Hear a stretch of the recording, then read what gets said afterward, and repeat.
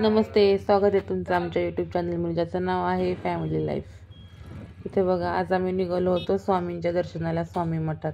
नेहमीप्रमाणे पेट्रोल भरण्याची रीत पूर्ण करताना इथं आम्ही पेट्रोल भरत होतो. इथं बघा, धनुषला जास्त घाई झाली होती जाण्याची. तो म्हणत होता कधी होते. निघताना मग पुढं डी-मार्ट दिसलं की धनुषला असं वाटतं की शॉपिंगच करायची.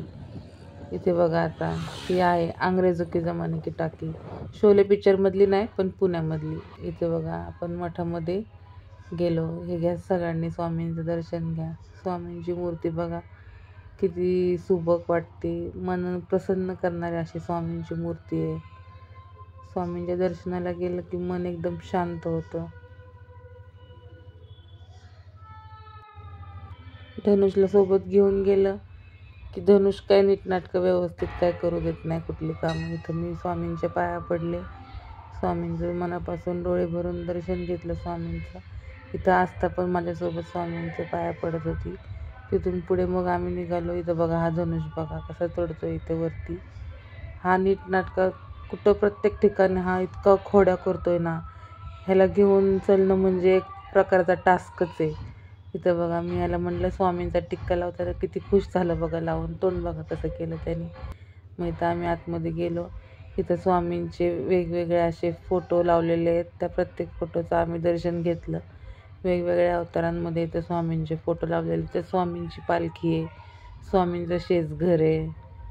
इथे बघा, हा स्वामींचा सर्वात जुना फोटो. म्हणतात की हा फोटो खरा आहे. इथे म्हणजे या फोटोतले स्वामी आहेत ते खरे, कोणी इंग्रजांनी तो फोटो काढला होता म्हणतात. काय माहिती, स्वामींनाच माहिती. इथे बघा, ही स्वामींची पालखी. आस्थाला बघा किती खुश झाली. या पालखीमध्ये स्वामींच्या पादुकाही आहेत. पादुकांचं दर्शन घेऊन आम्ही पुढे निघालो. इथे बघा, हे आहे स्वामींचं शेजघर. म्हणजे इथे स्वामी ह्या दिवाणवरती स्वामी आराम करत होते, असं तिथे ते मठात लावले. नंतर ना आम्ही खाली येऊन बसलो, तर इथे बघा, हा कुत्रा सुद्धा आमच्यासोबत येऊन बसला होता. आणि धनुषला पण प्राण्यांची भरपूर आवड आहे. धनुष बघा त्याच्याच अवतीभोवतीने खेळत होता. त्याला अजिबात भीती वगैरे वाटत नाही की आपल्याला चावेल किंवा काय होईल.